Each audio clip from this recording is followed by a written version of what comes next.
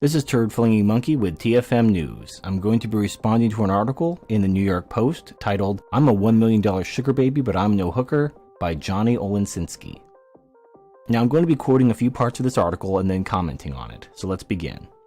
The article begins, quote, "Nina Peterson has made over $1 million being a companion to older rich men, but she insists she's not a prostitute.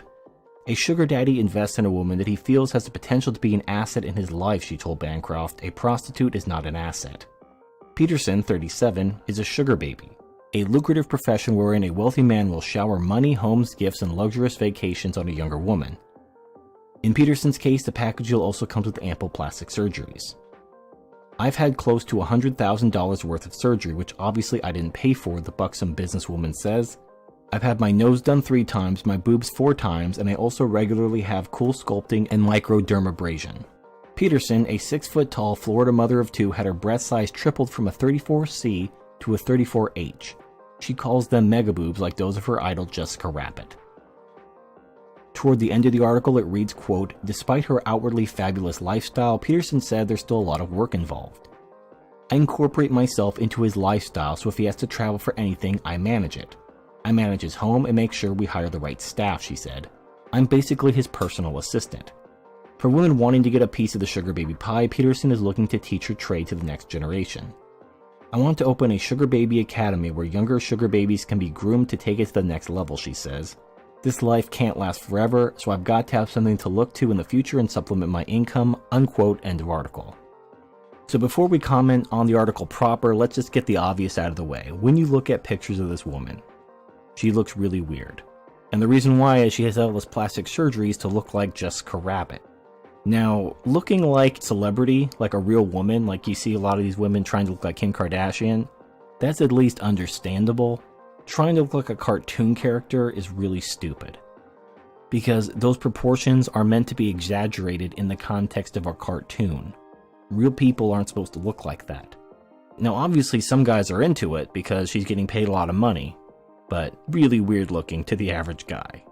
And you also see this in Japan where girls get like anime stuff done to their eyes. It looks really weird. I mean, you'd have to be really into anime to look at a girl who's trying to look like an anime character and find that attractive, because she doesn't look like a human girl anymore. She looks like a cartoon. But different strokes for different folks. Alright, so now let's actually talk about the meat of the article. Now you're probably assuming that I'm going to tear into this woman. I'm going to call her just a hypergamous cunt and she's using these men and oh, it's so terrible and women are evil. And I'm not going to do that. You may actually be surprised by the angle I take on this article. Aside from looking like a weird freak of nature because she's trying to look like a cartoon character, I actually think this woman is a role model. I actually think that the sugar baby kind of relationship is the future in a post-marriage world. Now, I get asked occasionally, what would the future look like? What would a society look like that wasn't gynocentric? I mean, we can't really go back to a really hard patriarchy where women are slaves and property. I think that's been beaten out of us. But we can return to a society where the man is in charge. And what does that look like? Well, in truth, it looks like a sugar baby relationship. Now, a couple things to note. There is no illusion of love. There is no illusion of true love or any bullshit that would lead to man to believe this is anything more than business. And this is something that men need to understand. To a woman, relationships are always about business. Unless she's just sport fucking, which she usually gets out of the way in her 20s. When she's young, dumb, and full of cum, she's just going around having sex with hot guys. But once she gets a little bit older, and she realizes her looks aren't going to last forever, that's when she puts on her business face and she starts looking for a provider. Almost all women do this, unless they're extremely rich celebrities or doctors or something like that, where they literally do not need a man's income. They're looking for a man who has a job and can provide for her. Not necessarily a millionaire, although a millionaire would be nice, but someone who will provide for them and their potential children. This is why when a man's on a date with a woman, she'll ask like, what does he do for a living? What are his plans? I mean, she's basically giving him a job interview. John the Other did a really good video about this a long time ago, talking about the female sorting algorithm, something along those lines. I'll find it and provide a link in the description. Anyway, the point is, to a woman, a relationship is about business. I mean, there may be emotions involved. She may care for you, But in the end, it's all about business. I demonstrated this in my video, She'll Never Love You Confirmed, where we had this couple, and the girl, after realizing that the guy wasn't going anywhere financially, fell out of love with him after a 2-year relationship. I mean, that's hypergamy, folks. We talk about it all the time. Now imagine a world where this knowledge was common, where men understood that women just don't love men, at least not in the way that men love women. When you read poetry or listen to love songs, that kind of selfless, forever love just doesn't exist to a woman. To a woman, love is about business. It's about trading their bodies, their vaginas, their sex for as much resources as possible. A sugar baby is a woman who's basically auctioning off her relationship status. A sugar baby is basically a rent-a-girlfriend, or could possibly even be a rent-a-wife. She's auctioning off her relationship to a wealthy man who will provide for her. And the more attractive she is, the higher her price. And in a red pill world, in a post-marriage world, this would be the default status of relationships. Dating sites would look less like Tinder and Plenty of Fish and more like eBay, where women would post their qualifications, and dating would be more like a job interview for both sides, instead of the man coming to the woman and trying to impress her so that he can get into her pants. It would be a lot more open and honest. The man would say, okay, these are what I'm willing to give you, and these are the services I expect from you. And the woman can accept or walk away. And the portion of the article that really made this click was the portion where she talks about incorporating herself into his life, managing his house, helping him book his vacations, and being his personal assistant. Now, here's a quick question. In this relationship between this sugar baby and her employer, who is the focus of the relationship? Is it her or is it him? It's clearly him. He is the focus of the relationship. She's going out of her way to manage his household, to help him organize his vacations, to be his personal assistant. She is providing value to his life. And I've mentioned this in several videos. This is the problem. The problem with the modern woman in the gynocentric society is the woman is not expected to provide any value to the man's life. The man is expected to provide unlimited value to the woman's life, indeed sacrifice his life for the woman, for the children, and getting nothing in return. That's just standard. No care is given, no thought is given to the needs of the man, to what would make him happy, what would enhance his life. Now, in the absence of a contract between the state, i.e. marriage, when a man could walk away, the only way a woman could keep him from walking away is to provide value to his life. You know, in animals, where there are no governments or marriage or religions, animals form families, and they form families on the basis of mutual benefit. As long as both parties are better off together than separately, the relationship continues. But there's nothing keeping them together.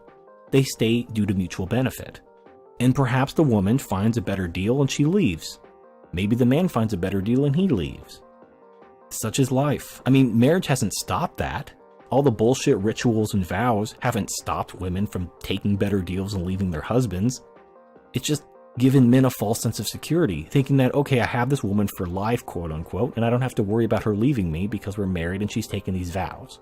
But in a business relationship, you have your eyes open.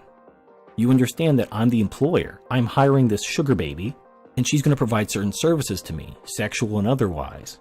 And if she finds a better deal, an employer that's willing to offer her more, she's going to quit. And if I find a better deal, maybe she gets a little long in the tooth and I want to trade her in for a younger model, I can do that too. And in regards to compensation, I think it has more to do with the value that the woman provides to the man. I mean, the most extreme example isn't even of a man and a woman, but of two men. Think about Bruce Wayne and Alfred. I think Alfred does what he does because he genuinely cares about Bruce Wayne. But if Alfred ever needed anything, Bruce would give it to him. I know it's going to sound weird, using Bruce Wayne and Alfred as a template for a relationship. But if you think about that, think of the woman, the sugar baby or whatever, the employee, as Alfred. And she takes care of the man's needs. She manages his home, she assists him, she enhances his life. She adds value to his life. But the relationship isn't equal. Alfred is still his employee. He could leave, Bruce Wayne could fire him. It's not like they're married. It's not like if he fired Alfred, Alfred would sue him and take half his shit. But I can't imagine Bruce Wayne ever doing that as long as Alfred provides value to his life. Modern marriage was built to benefit women. It was built to basically shackle the man down and ensure that he provides income to this woman for the rest of her life. And I understand the reason for it to a point. Because a woman has a very finite window of fertility. Let's say she stays with a man during that finite window, and then he dumps her as soon as she leaves that window for a younger woman. Well, now she's too old to find another man. She's basically an old maid. So to prevent that old maid phenomenon from happening, marriage was created, where a man gets the good years from a woman's life, but in return to getting the good years, he has to provide for her for the rest of her life. So think of it as a career with a very generous retirement plan. But in a post-marriage world, when men refuse to make that shitty deal that doesn't benefit them because, let's be honest, the modern woman does not provide value to the man's life. The modern woman provides almost nothing other than her vagina and an endless list of demands. But in a post-marriage world, not necessarily a MGTOW world, but in a world where marriage is gone, where men and women have to manage their affairs like business, you would see this sugar baby style relationship develop. And more wealthy men could have more than one sugar baby. They could have a harem of sugar babies, providing different services, sexual and otherwise.